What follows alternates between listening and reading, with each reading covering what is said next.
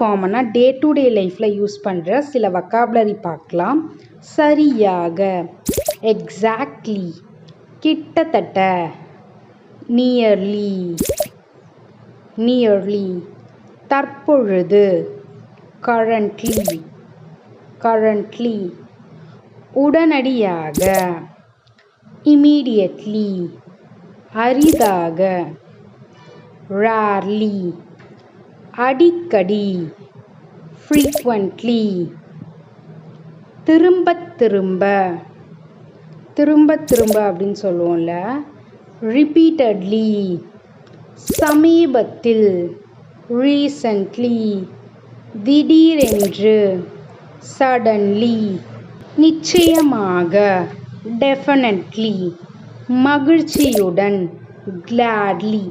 இப்போ நீங்கள் சொல்லுங்கள், நிரந்தரமாக இதை எப்படி சொல்லலாம்?